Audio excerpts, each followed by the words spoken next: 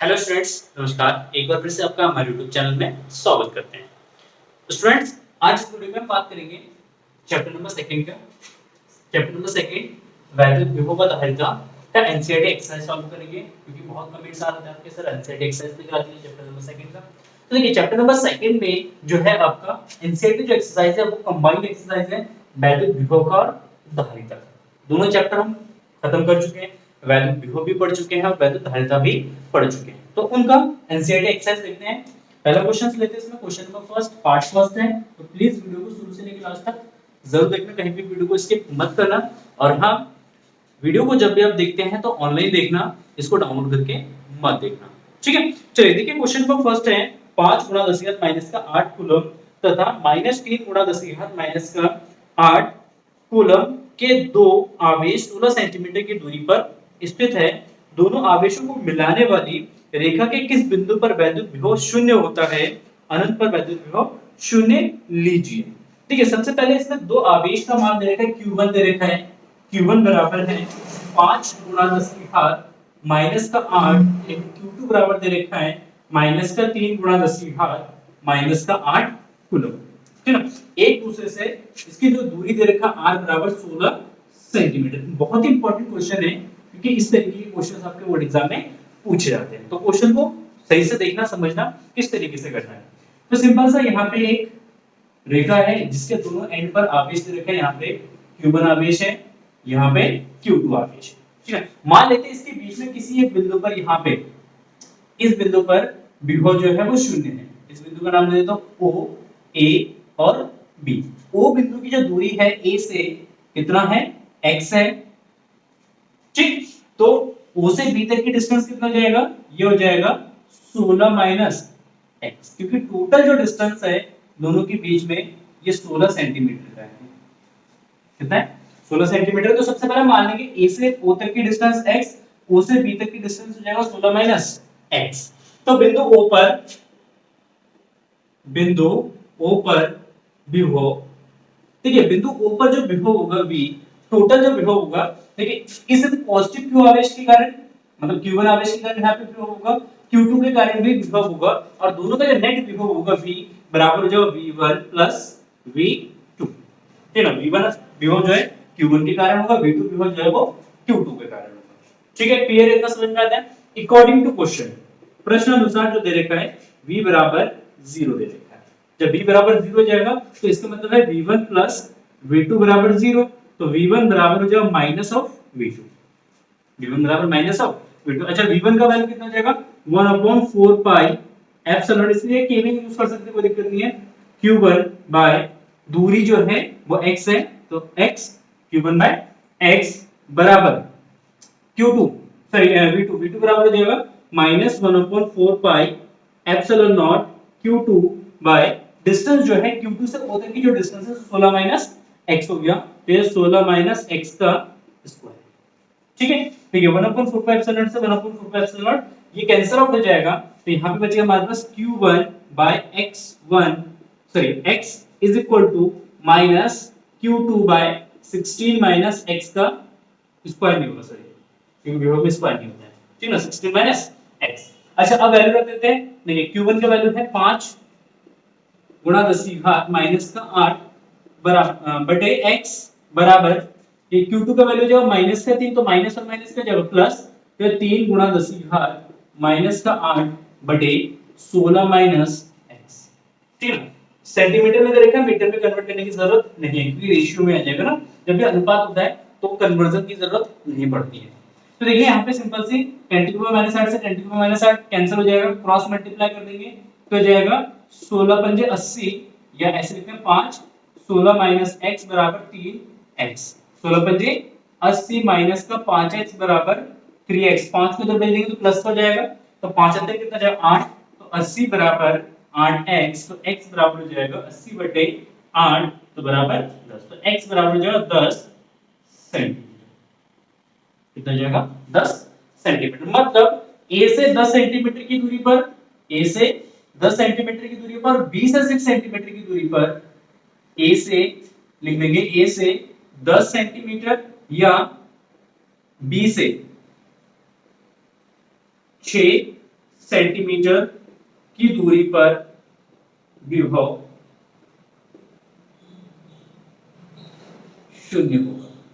ठीक है, ये इसका कंप्लीट आंसर हो जाएगा। तो सिंपल सा क्वेश्चन है, लॉजिकली हम ये वाला कॉन्सेप्ट यूज करेंगे। v v1 v2, v1 0 दे रखा है, v 0 दे रखा है, तो v1 v2 0, v1 बराबर माइनस ऑफ v2, सब फॉर्मूला रख देंगे, दोनों का वैल्यू सब्स्टिट्यूट कर देंगे, सॉल्व कर देंगे, हमारा आंसर आ जाएगा। ठीक, सिंपल क्वेश्चन है, नोट कर लीजिए इसको, स्क्रीनशॉट ले लीजिए, ऐड करता हूं, लीजिए। चलिए अब देखते हैं question number second. Question number second भी एक बहुत इंटरेस्टिंग क्वेश्चन है और इंपॉर्टेंट भी है, तो प्लीज उसको भी जरूर देखना क्वेश्चन। चलिए देखिए question number second. Question number second, देखिए क्वेश्चन नंबर सेकंड क्या कह रहा है कि 10 सेंटीमीटर भुजा वाले एक समषष्ठभुज के प्रत्येक शीर्ष पर 5 माइक्रोकूलम का आवेश है, षष्ठभुज के केंद्र पर विभव परिकलित कीजिए। क्या कह रहे हैं, एक षष्ठभुज है, षष्ठभुज मतलब जिसकी 6 भुजाएं, जिसके इस तरीके से 6 भुजाएं हैं और ये समषष्ठभुज है। समषष्ठभुज का मतलब होता है कि समषष्ठभुज का मतलब होता है जिनकी 6 भुजाएं आपस में बराबर, 6 की 6 भुजाएं आपस में बराबर, इस तरीके से ये रखा है। यहाँ पे भी एक 5 माइक्रोकूलम का आवेश, यहाँ पे भी हर एक शीर्ष पे जो है 5 माइक्रोकूलम का आवेश दे रहे हैं। मतलब यहाँ पे भी Q आवेश है, Q यहाँ पे भी है, Q Q Q Q।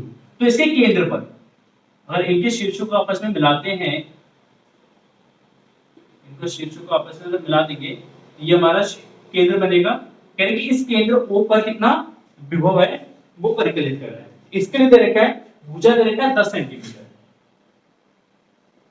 भुजा R बराबर दे रखा है 10 सेंटीमीटर, ठीक है। और Q का मान दे रखा है Q is equal to 5 microcoulomb.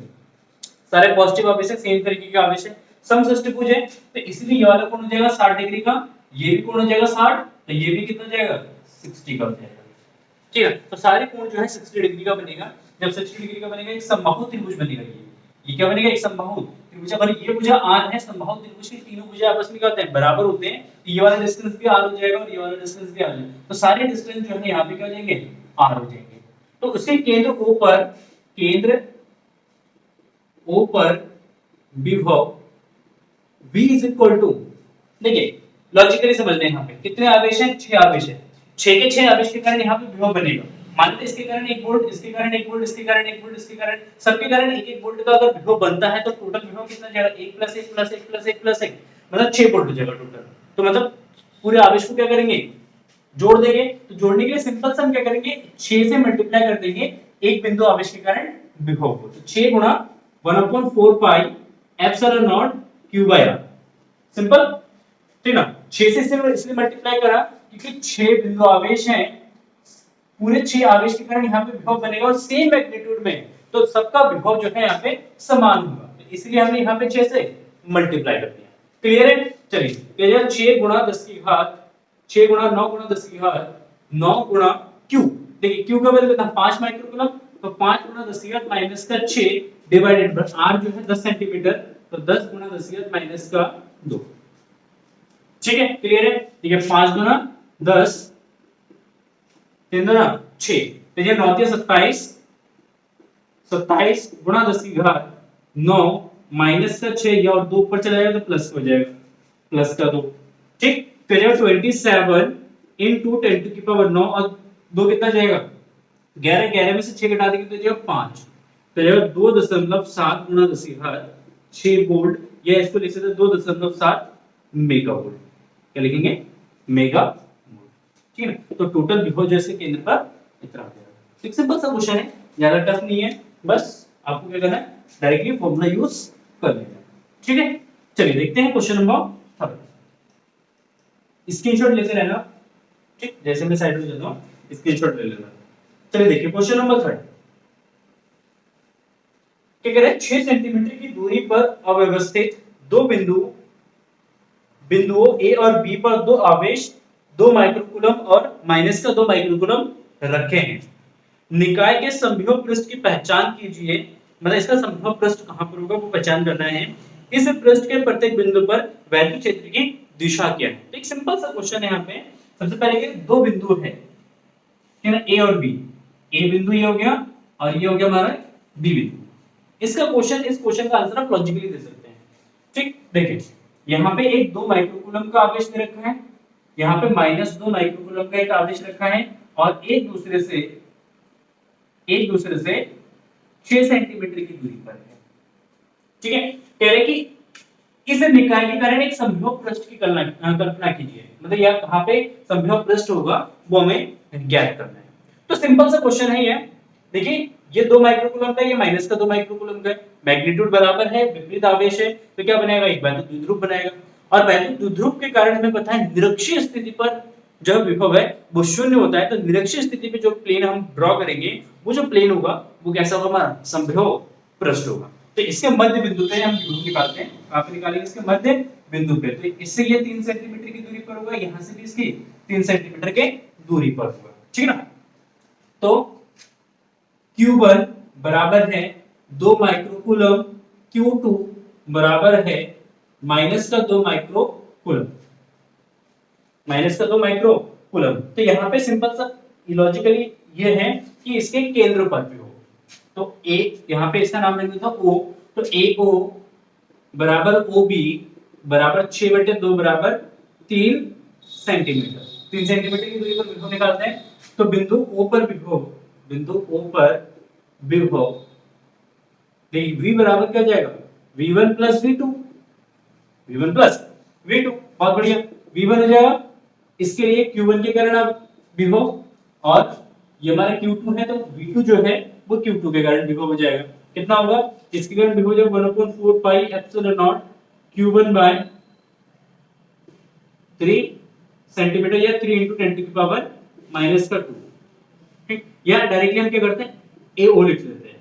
ठीक, plus 1/4 pi epsilon naught Q2 by OB। देखिए AO और OB आपस में क्या बराबर है, तो उसको कॉमन ले लेते हैं। तो 1/4 pi epsilon not 1/AO common आ जाएगा, क्योंकि AO और OB आपस में बराबर है, ये कॉमन आ जाएगा। यहाँ बचेगा Q1 का वैल्यू है 2 माइक्रोकूलम, माइनस का Q2 का वैल्यू है 2 माइक्रोकूलम। ठीक है, ये कैंसिल आउट हो जाएगा तो 0 हो जाएगा, 0 से इसकी मल्टीप्लाई करेंगे तो 0 हो जाएगा। तो इसका मतलब है अतः AB के मध्य बिंदु से गुजरने वाला तल या पृष्ठ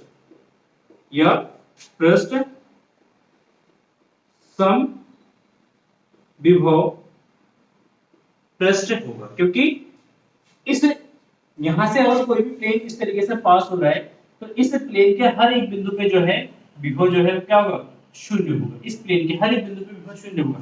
जब विभव शून्य होगा, विभव शून्य होने का मतलब क्या है, विभव कांस्टेंट है। जब विभव कांस्टेंट होगा तो पृष्ठ जो है वो हमारा समविभव पृष्ठ कहलाएगा। ठीक है, तो इस समविभव पृष्ठ अगर हम क्या करते हैं, एक समविभव पृष्ठ बना लेते हैं यहाँ पे इस तरीके से। ये हमारा एक समविभव पृष्ठ हो गया और ये बी बिंदु हो गया और ए बिंदु हो गया। ठीक, ये सब मध्य बिंदु हो गया, यहाँ पे ये ओ हो गया। यानी कि इस समविभव पृष्ठ पर जो विद्युत क्षेत्र है, विद्युत क्षेत्र की दिशा क्या होगी, तो सेकंड पार्ट में इसका आंसर हो जाएगा। देखिए इस पे +2 माइक्रोकूलम का आवेश रखा है, यहाँ पे -2 माइक्रोकूलम का आवेश रखा है। तो हमें पता है विद्युत क्षेत्र की जो दिशा होती है वो हमेशा प्लस आवेश है माइनस आवेश की तरफ होता है। तो इस पृष्ठ पे जो विद्युत क्षेत्र की जो दिशा है वो इस पृष्ठ के लंबवत बी की तरफ होगा। इस तरीके से इस पृष्ठ के लंबवत कहां होगा, ये लिख सकते हैं तल के लंबवत बी की ओर। ठीक है, ये इसका दिशा है। क्लियर है, चलिए इसका स्क्रीनशॉट ले लीजिए। देखिए next question number 4। Question number 4 कह रहा है 12 सेंटीमीटर त्रिज्या वाले एक गोलीय चालक के पृष्ठ पर 1.6 × 10⁻7 कूलम का आवेश एक समान रूप से वितरित है। तो एक गोला है जिसके पृष्ठ पर जो है 1.6 × 10⁻⁻7 कूलम का आवेश जो है एक समान रूप से डिस्ट्रीब्यूटेड है। फर्स्ट गोले के अंदर, सेकंड गोले के ठीक बाहर मतलब पृष्ठ पर, और गोले के केंद्र से 18 सेंटीमीटर पर अवस्थित किसी बिंदु पर वैद्युत क्षेत्र क्या होगा। तो सिंपली यहाँ पे हमें क्या निकालना है, वैद्युत क्षेत्र निकालना है। ठीक है, तो सिंपली देखिए सबसे पहले यहाँ पे क्वेश्चन है 4 नंबर, कह रहे कि ये गोला है, ये गोला है, इस पे कुछ आवेश जो है एक समान रूप से वितरित है। तो इसके अंदर किसी बिंदु पे विद्युत क्षेत्र निकालना है, इसके ठीक पृष्ठ पे किसी बिंदु पे विद्युत क्षेत्र निकालना है और इसके केंद्र से 18 सेंटीमीटर के दूरी पर इस बिंदु पे वैद्युत क्षेत्र की तीव्रता निकालना है। ठीक है, तो हमें पता है अगर कोई भी उपला गोला है या ठोस गोला है तो उसके अंदर वैद्युत क्षेत्र जो है वो कितना होता है, शून्य होता है।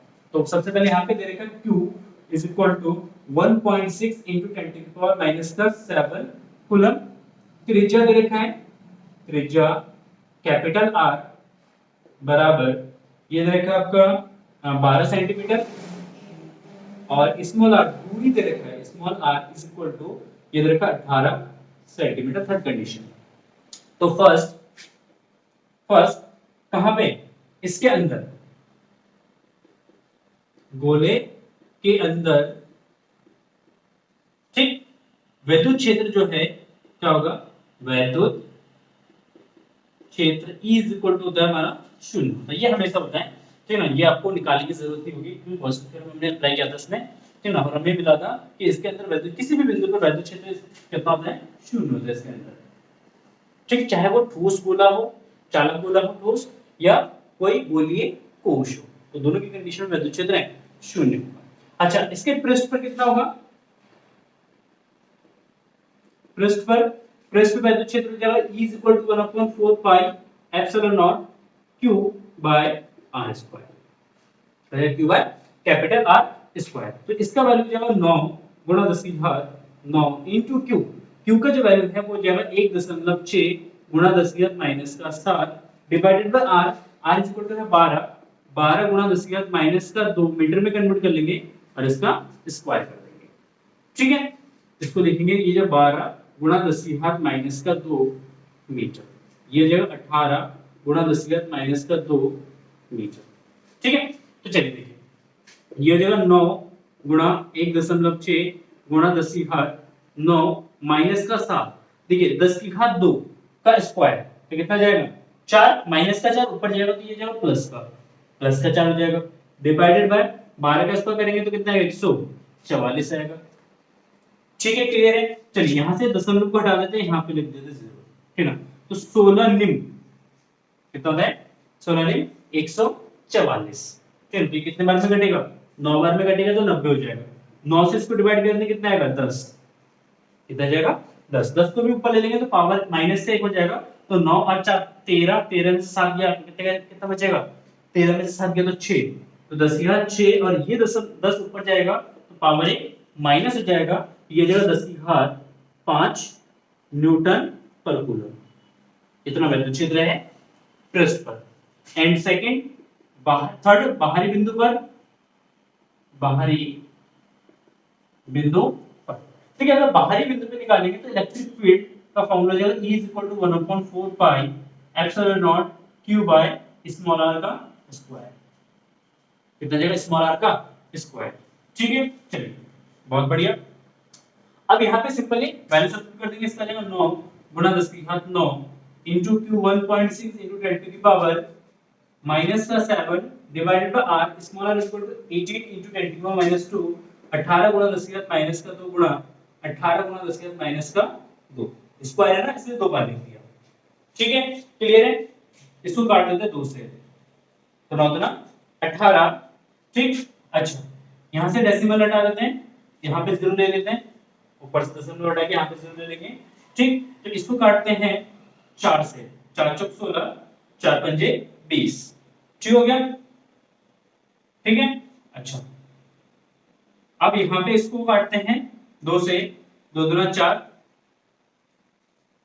और 9 दूना 18, ठीक है। चलिए देखिए, तो 2 बटे 9 पंजे 45 गुणा 10 की घात ये हो जाएगा आपका 10 की घात 9 माइनस का 7 और माइनस का तो माइनस का 4 ऊपर जाएगा तो ये प्लस का हो जाएगा, ठीक है। या ना इसको इस तरीके से लिखता हूं, थोड़ा सा कैलकुलेशन और अगर सिंपल करना है तो एक काम करते हैं, इसको 2 से काटते हैं, पहले इससे काटते हैं 2 से काटते हैं तो ये हो जाएगा 8 और ये हो जाएगा 10, ठीक। फिर इसको 2 से काटते हैं 4 और ये हो जाएगा 9, तो ये जाएगा 4/9, ठीक है। और ये 10 ऊपर जाएगा तो पावर 1 माइनस का हो जाएगा, ठीक है। तो 4 9 से इसको काट देना, 9 चौक 36, 9 चौक 36 बचा कितना 4, 9 चौक 36, 4 4 हो जाएगा ये, ठीक है। अच्छा यहाँ पे गुणा 10 की घात कितना बचेगा 9 और 4 13, 13 में से 8 घटेगा तो 5, तो यह 4.44 गुणा 10 की घात 4 न्यूटन पर कूलम, इतना इलेक्ट्रिक फील्ड जो है इससे 18 सेंटीमीटर के दूरी पर होगा। क्लियर है? तो ये एक क्वेश्चन है सिंपल सा, नोट कर लीजिए, स्क्रीनशॉट ले लीजिए इसका। चलिए देखिए नेक्स्ट क्वेश्चन का 5वां नंबर क्वेश्चन देखते हैं। एनसीईआरटी एक्सरसाइज ना बहुत सिंपल एक्सरसाइज है, अगर इसको हम सॉल्व करेंगे तो इजीली आप सारे क्वेश्चन सॉल्व कर सकते हैं, ठीक है। चलिए देखिए क्वेश्चन नंबर 5, ये भी इंपॉर्टेंट क्वेश्चन है।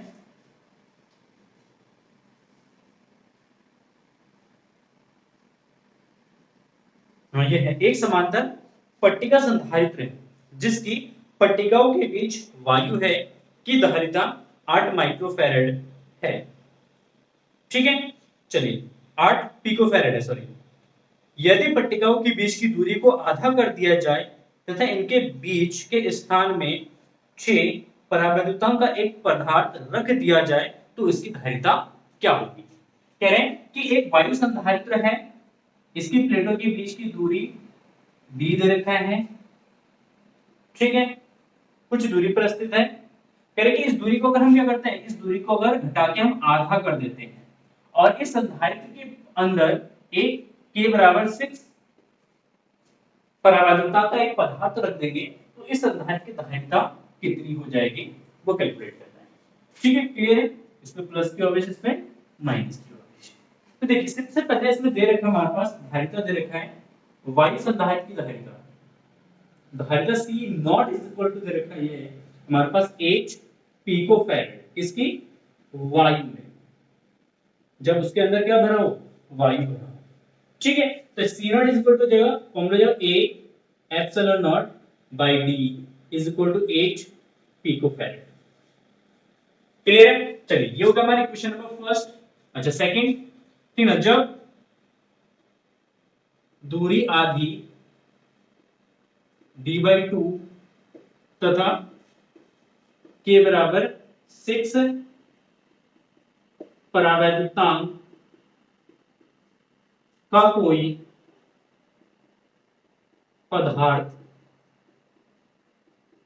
भरा हो तो धारिता के लिए फॉर्मूला जो है C इज इक्वल टू, देखिए C इज इक्वल टू जगह K A epsilon naught by D/2, कितना जगह D/2, क्योंकि दूरी कितना आधा और एक परावैद्युतांक रख देंगे इसके अंदर तो धारिता जो है k गुना क्या जाएगा बढ़ जाएगा, तो K A epsilon naught by D/2।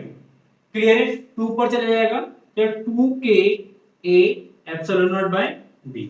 देखिए A epsilon naught by D का जो वैल्यू है यहां से रख सकते हैं हम 8 पिकोफैराड, तो यहां पे रख देंगे इसका वैल्यू, तो 2 × 6 × 8 पिकोफैराड क्या जाएगा 6 × 12 12 × 96, 12 × 96 पिकोफैराड। तो संधारित्र की जो धारिता है वो कितना जाएगा 96 पिकोफैराड, या हम कह सकते हैं कि C इज इक्वल टू जाएगा 6 × 12 C नॉट, मतलब उसकी धारिता जो है 12 गुना बढ़ जाएगा, ठीक है। अगर परावैद्युत पदार्थ भर देते हैं और उसकी प्लेटों के बीच की दूरी आधी कर देते हैं तो जो है धारिता जो है वो 12 गुना जो है बढ़ जाएगा और फाइनली जो उसकी कैपेसिटी है वो हो जाएगा 96 पिकोफैराड। तो एक सिंपल सा ये क्वेश्चन है, ठीक है ना। आई होप आपको ये समझ में आया होगा, ठीक है। नेक्स्ट क्वेश्चंस नेक्स्ट वीडियोस में डिस्कस करेंगे। अगर आपको ये वीडियो पसंद आए तो प्लीज वीडियो को लाइक कर देना, अपने दोस्तों के साथ शेयर जरूर करना, और आप चैनल पर नए हैं अभी तक चैनल को सब्सक्राइब नहीं किया तो प्लीज चैनल को सब्सक्राइब करके नोटिफिकेशन बेल को जरूर दबाना। फिर मिलते हैं ऐसे ही नए इंटरेस्टिंग वीडियो के साथ, ऐसे ही नए मीनिंगफुल वीडियो के साथ, तब तक के लिए जय हिंद जय भारत।